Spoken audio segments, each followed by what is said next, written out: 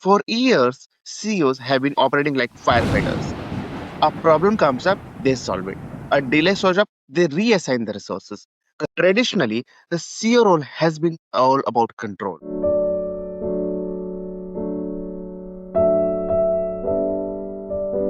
The role of CEO has always been demanding, right? You're the person who makes sure the business actually works. While everyone else speaks about ideas, you deal with the real world. You deal with operations, people, processes, timelines, and quality, and every moving piece of the organization that sits on your table. But something big is happening right now. AI, the artificial intelligence, is quietly shaping how CEOs operate, not in a loud or dramatic way, in a very subtle and very fundamental way. And honestly, a lot of CEOs don't even realize it yet. Let's talk about it. Traditionally, the CEO role has been all about control. Control over execution, efficiency, output, and performance. And most of this control came from the experience, the gut feeling, and deep understanding of the business. But AI is changing the nature of that control because now, instead of relying on what happened last month or last quarter or what the team reports in their weekly reviews, you can rely on live intelligence, not reports, dashboards, but the real time intelligence. AI is giving CEOs something they have never had at scale, the ability to predict what will break before it even breaks. That's a different kind of leadership altogether. For years, CEOs have been operating like firefighters. A problem comes up, they solve it. A delay shows up, they reassign the resources. Customer complaints rise, they dive in. But with AI, the mindset slowly shifts from firefighting to foresighting. So instead of asking what went wrong, the new CEOs now ask what's likely to go wrong next week, and how do we prevent it right now?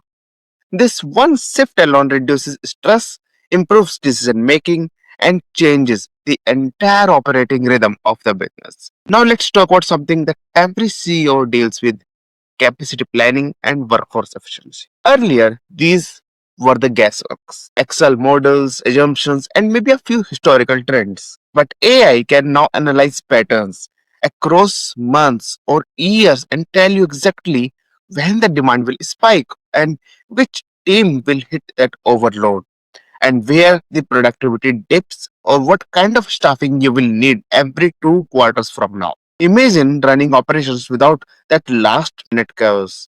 There's no surprise, no sudden we need more hands kind of situations. That's where AI is quietly empowering CEOs. But here's the important part: AI is not replacing the CEOs, it's amplifying the CEO's real strengths. Because operations is not just about numbers, it's about people, it's about coordination and the culture. AI doesn't solve all these things. It just gives the CEO that space to finally work on the business instead of being buried inside it. And this is where I see the biggest change happening right now. Because earlier, CEOs were expected to be operational experts, but now they are expected to be the transformation leaders. People who understand how systems interact, how data flows, processes evolve, and how technology can reshape the entire execution. And AI is pushing CEOs closer to the strategy and pulling them away from their routine oversights. And that's huge shift. Let's also talk about the customers because operations and customer experience are basically two sides of the same coin. In the past, CEOs reacted to customer complaints after something went wrong or someone escalated. Now AI can see customer behavior changing long before complaints even show up. It can track patterns, the patterns that humans simply can't. For example, the amount of time someone hesitates on the website or how often the support agents reopen the same issue, how delivery trends suddenly shift in certain regions. All these small signals tell you where exactly the customer friction is building up. So instead of repairing damages, the CEOs now prevents the damage from happening. in the first place. And this changes the customer retention, reduces the refunds, and improves your brand trust, brand credibility without waiting for problems to explode. But let's get practical. What does this actually mean on a daily basis for the CEO role?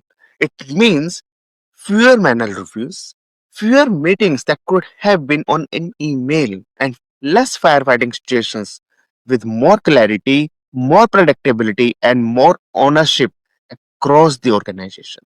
Because when AI takes over the repetitive analytics, the CEO can now focus on what only humans can do. That's guiding teams, aligning functions, driving culture, and reshaping the long term operating model of the company. And this is where the CEO becomes a growth driver now, not just an efficiency driver. And that's the biggest evolution happening right now. CEOs now need a deeper understanding of the technology. I'm not talking about they need to learn how to code or the architecture behind it, but the ability to understand how AI, automation, integrations, and connected systems create a stronger operating backbone. CEOs might end up approving AI projects that solve nothing but just complicate everything. The new CEO needs to know how to evaluate AI investments based on business outcomes, not just features. This capability alone will separate future ready organizations from the ones that slowly fall behind. There's always been a perception that technology threatens jobs. Do you also think that? But here's the reality breaking at end. When you think about it, AI is not replacing CEOs, it's actually upgrading them.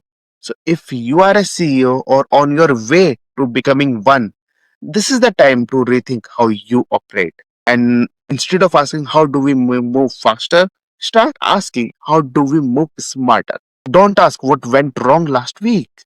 Your question should be what signals are we missing right now? So saying ki we need more people. Ask your leaders, do we need better processes?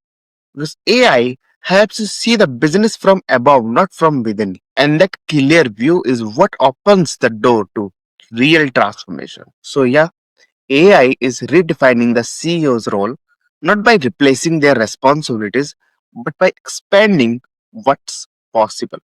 And the CEO of the future is partially operator, strategist, and a transformation leader.